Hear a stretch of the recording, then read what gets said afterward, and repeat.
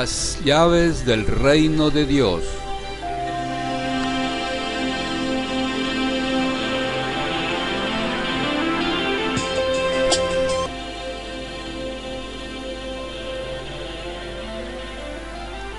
Pedro le dijo a Jesús: Tú eres el Cristo, el Hijo de Dios. Jesús le respondió: Yo te daré las llaves del reino de los cielos.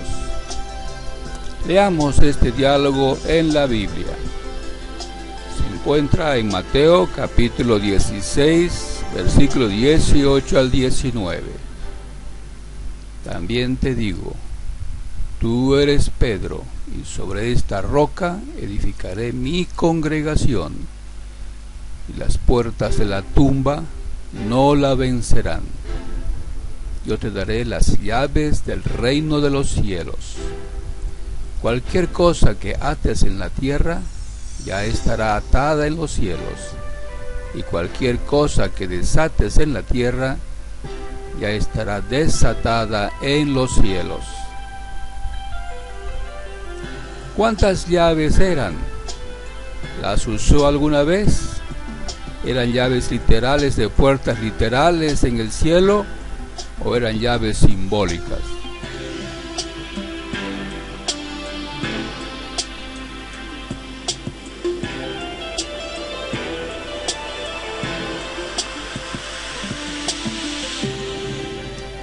Sabemos que el reino de Dios es la congregación de discípulos de Jesucristo y que llegaron a formar una nueva nación, el reino de Dios.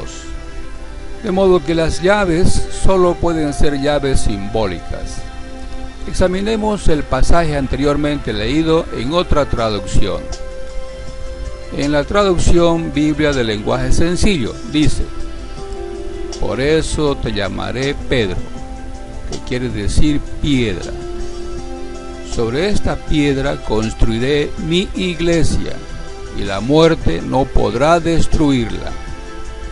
A ti, Pedro, te daré autoridad en el reino de Dios. Todas las cosas que tú prohíbas aquí en la tierra, desde el cielo Dios las prohibirá. Y las cosas que tú permitas, también Dios las permitirá. La palabra iglesia viene del griego y se refiere a un conjunto de personas. De modo que cuando Jesús dice que construirá una iglesia, en realidad quiere decir que reunirá a un grupo de personas. Estas personas serían sus discípulos. Este conjunto llega a ser el reino de Dios. Pedro, entre ellos, recibiría ciertos privilegios o autoridad que asemejó a llaves. Jesucristo usó al apóstol Pedro para que inicie en el discipulado cristiano a diferentes grupos de personas. Cada vez que Pedro introducía a cierto grupo de personas, era como si estuviera usando una llave. Veamos cómo consideró el apóstol Pablo el entrar en la congregación cristiana.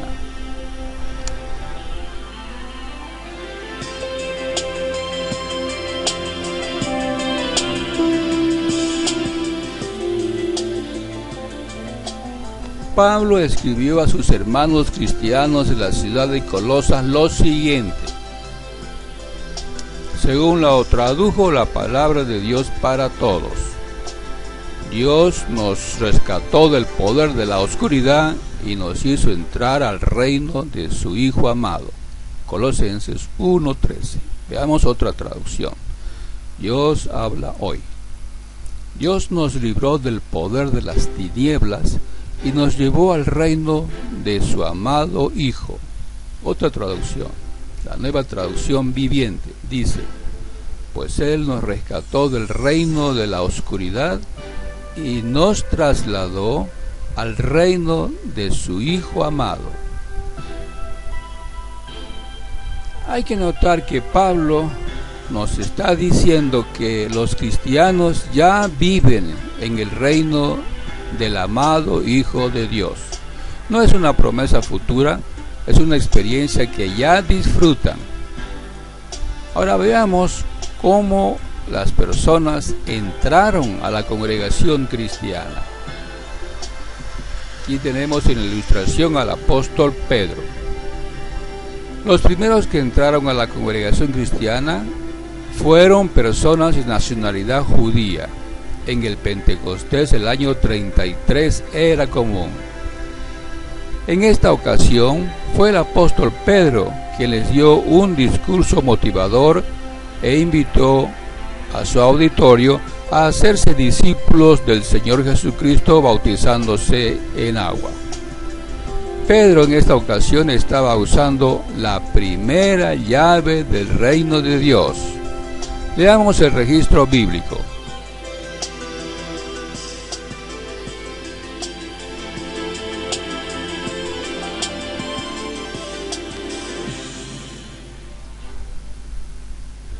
Por lo tanto, que toda la casa de Israel sepa, sin duda alguna, que Dios hizo Señor y también Cristo a este Jesús, a quien ustedes ejecutaron en un madero.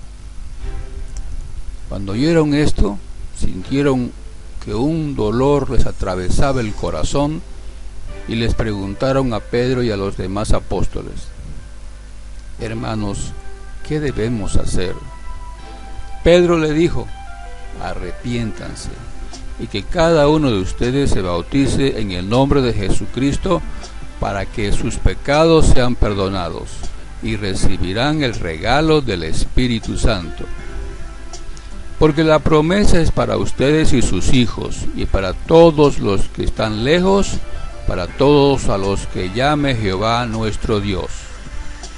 Y con muchas otras palabras les dio un testimonio completo y les aconsejó: sálvense de esta generación malvada. Así que se bautizaron los que aceptaron de buena gana su mensaje. En aquel día, unas 3,000 personas se unieron a los discípulos. Eso está registrado en el libro de Hechos de los Apóstoles, capítulo 2, versículo 36 al 41. Pedro usó la primera llave del reino de Dios que Jesucristo le prometió.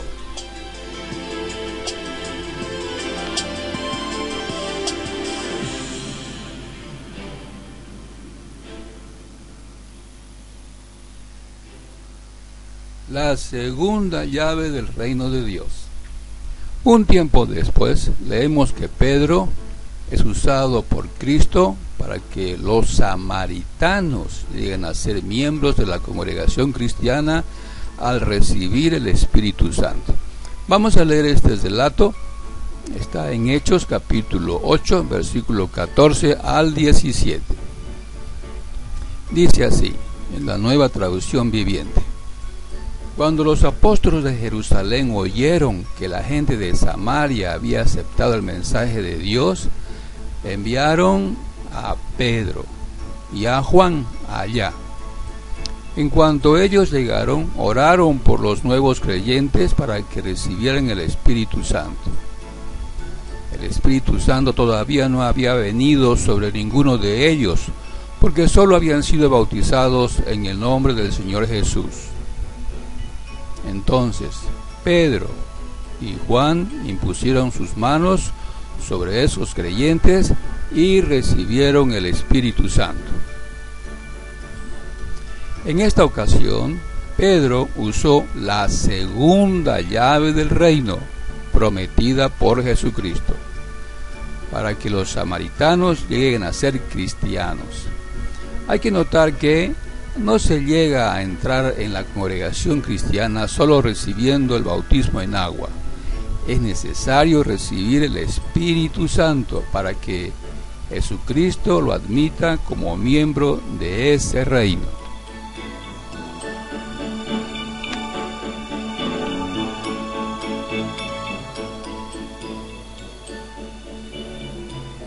La tercera llave del reino.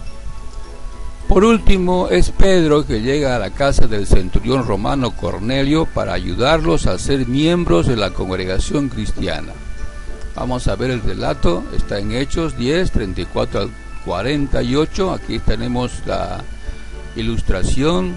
El apóstol Pedro está en la casa de Cornelio, los está ayudando para que se hagan cristianos. Vamos a leer el registro en la traducción Palabra de Dios para Todos. Entonces Pedro dijo: ahora entiendo que de verdad para Dios todos somos iguales.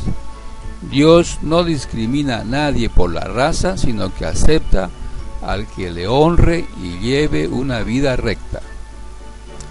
Dios dio su mensaje a los israelitas y les anunció las buenas noticias de paz por medio de Jesucristo, quien es Señor de todos. Ustedes están al tanto de lo que pasó en Judea con Jesús de Nazaret.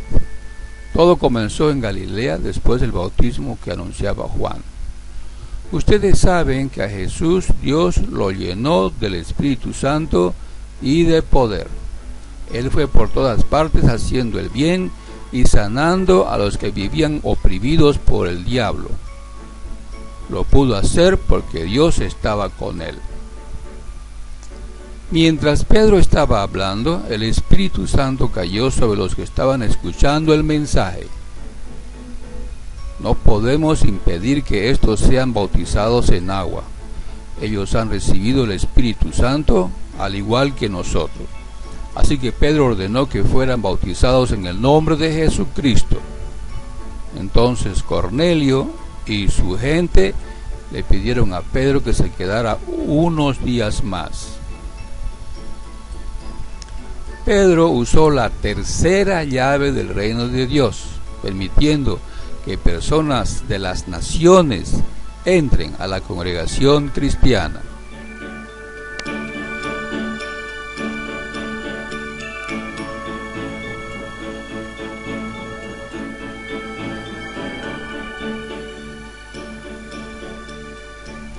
La entrada al reino de Dios. De nuestro estudio anterior vemos que Dios no es parcial. Dios está dando a todos en todas partes la oportunidad de salvarse. Dios les permite entrar en el reino de Dios, la congregación de los cristianos. Hemos aprendido que Pedro fue usado por Dios y su Hijo Jesús para introducir a las primeras personas de todas las naciones a la congregación de Cristo, el reino de su amado Hijo. Jesús dijo a Nicodemo lo que era necesario para entrar al reino de Dios. Vamos a leer el relato donde Jesús está hablando con Nicodemo. Aquí tenemos a Nicodemo y a Jesús en la ilustración. Jesús le contestó: de verdad aseguro que si uno no nace de nuevo, no puede ver el reino de Dios. Nicodemo le dijo: ¿cómo puede alguien nacer cuando es viejo? No puede meterse en la matriz de su madre y nacer por segunda vez, ¿verdad? Jesús le contestó: de verdad te aseguro que si uno no nace del agua y del Espíritu, no puede entrar en el reino de Dios. Como dijo Jesús, es absolutamente necesario nacer del agua y del Espíritu para llegar a ser miembro de la congregación cristiana. El nacimiento del agua es el bautismo cristiano. Lo puede ejecutar cualquier otro cristiano bautizado. El bautismo en agua es por inmersión completa y es una manifestación de su fe en Jesucristo. Se da comienzo a una nueva manera de vivir. Después del bautismo en agua, el cristiano vive en armonía con lo que Jesús enseñó.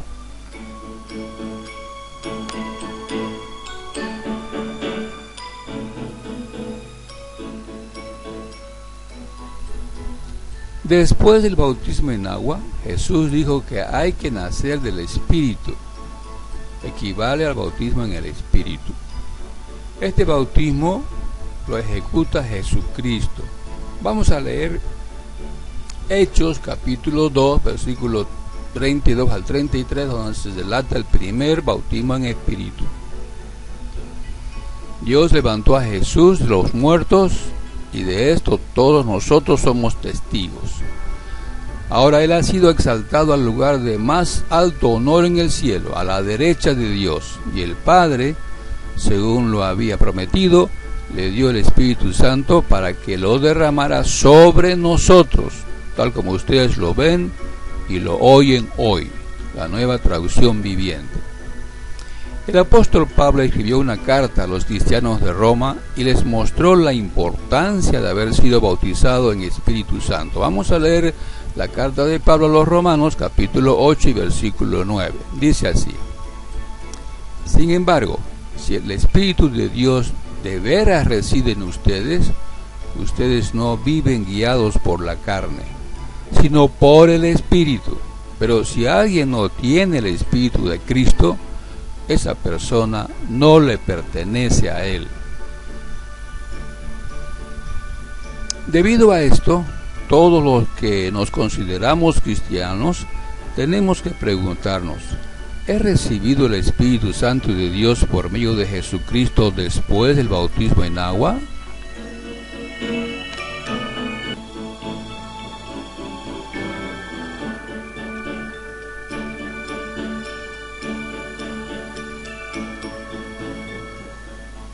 Pablo escribió en la carta a los Romanos, capítulo 8, versículo 13 al 14: Si ustedes viven guiados por la carne, de seguro morirán. En cambio, si con el Espíritu dan muerte a las malas prácticas del cuerpo, vivirán. Porque todos los que viven guiados por el Espíritu de Dios, sí son hijos de Dios. Tenemos un poderoso ayudante en el vivir cristiano, el Espíritu Santo dado por Cristo. Con el auxilio del Espíritu Santo podremos vencer cualquier debilidad humana que tengamos. Si aún no hemos recibido el Espíritu Santo, podemos pedirle al Padre este maravilloso don. Sin duda, su Hijo Jesús nos bautizará en espíritu. Jesús nos recomendó que hagamos ese ruego. Vamos a leer lo que dijo en Lucas capítulo 11, versículo 11 al 13. En realidad, ¿qué padre entre ustedes, si su hijo le pide un pescado, le da una serpiente en vez de un pescado? O si le pide un huevo, le da un escorpión? Por lo tanto, si ustedes, aunque son malos, saben darles buenos regalos a sus hijos, con mucha más razón el Padre en el cielo les dará Espíritu Santo a quien se lo pide. Muchas personas que han sido bautizados en agua tienen muchas dudas de que hayan sido bautizadas en espíritu. Se preguntan: ¿cómo puedo estar seguro de que el Señor Jesucristo me ha bautizado en espíritu? Veamos cómo.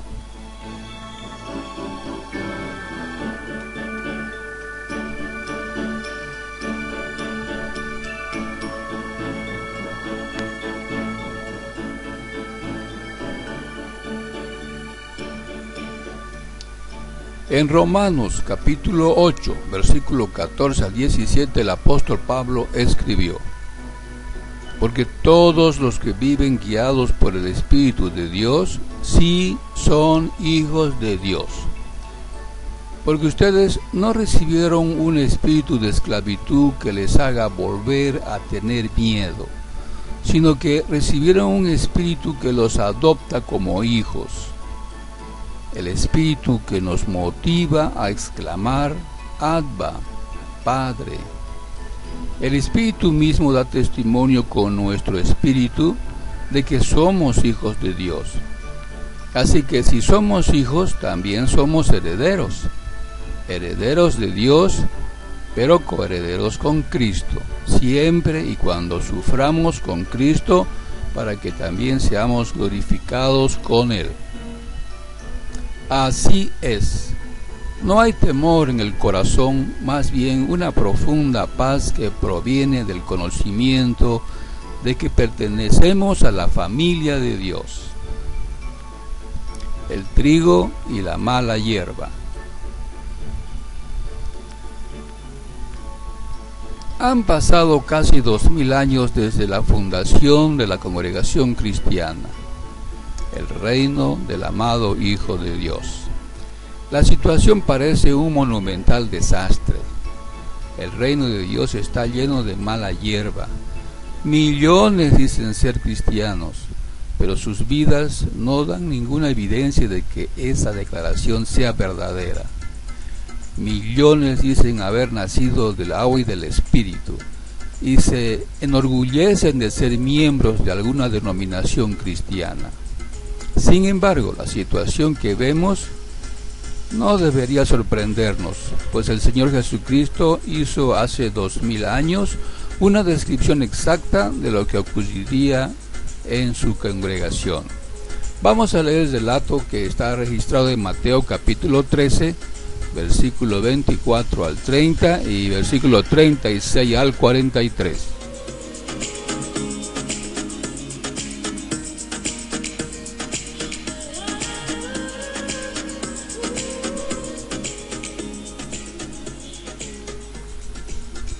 Entonces le puso esta otra comparación. El reino de los cielos puede compararse a un hombre que sembró en su campo buena semilla. Mientras los hombres dormían, vino su enemigo, sembró mala hierba entre el trigo y se fue. Cuando los tallos brotaron y aparecieron las espigas, también apareció la mala hierba. Así que los esclavos del señor de la casa vinieron y le dijeron: Amo, ¿no sembraste buena semilla en tu campo? Entonces, ¿por qué hay mala hierba? Él les dijo: esto lo hizo un hombre, un enemigo. Los esclavos le preguntaron: ¿quieres que vayamos y las arranquemos? Él les respondió: no sea que al arrancar la mala hierba, arranquen también el trigo. Dejen que crezcan juntos hasta la cosecha. Y en la temporada de la cosecha les diré a los cosechadores que primero arranquen la mala hierba y la aten en manojos para quemarla, y luego recojan el trigo y lo guarden en mi granero. Luego, después de despedir a las multitudes, entró en la casa. Sus discípulos se le acercaron y le dijeron: explícanos el ejemplo de la mala hierba en el campo. En respuesta, él explicó: el sembrador de la buena semilla es el Hijo del Hombre. El campo es el mundo. La buena semilla son los hijos del reino. La mala hierba son los hijos del maligno. Y el enemigo que la sembró es el diablo. La cosecha es la conclusión de un sistema y los cosechadores son los ángeles. De manera que así como se arranca la mala hierba y se quema en el fuego, así pasará en la conclusión del sistema. El Hijo del Hombre enviará a sus ángeles y ellos sacarán de su reino todas las cosas que llevan al pecado y a las personas que violan la ley, y las arrojarán en el horno de fuego. Ahí es donde llorarán y apretarán los dientes. En ese tiempo los justos brillarán en el reino de su Padre, tanto como el sol. El que tenga oídos, que escuche con atención. Por las palabras de Jesús en esta parábola, deducimos que la cosecha no ha comenzado y que los misioneros y demás predicadores de las denominaciones cristianas no son los cosechadores.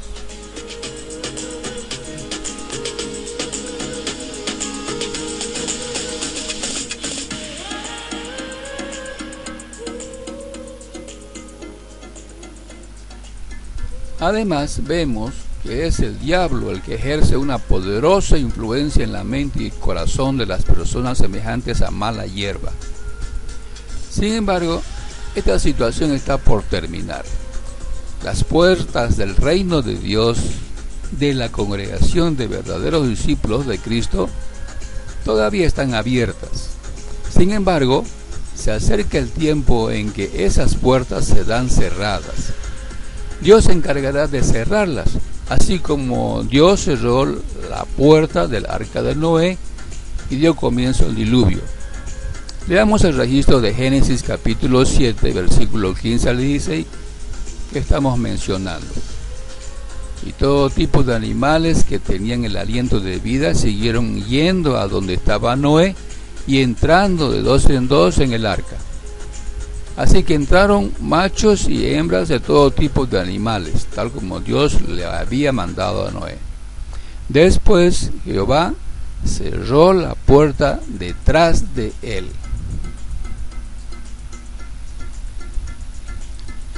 Así es, el reino de Dios, la congregación cristiana, tiene sus puertas abiertas todavía. Pero llegará el día en que Dios cerrará esas puertas, así como fue en el tiempo del diluvio universal. La oportunidad de entrar en el reino de Dios, la congregación de verdaderos discípulos semejantes al trigo, se cerrará.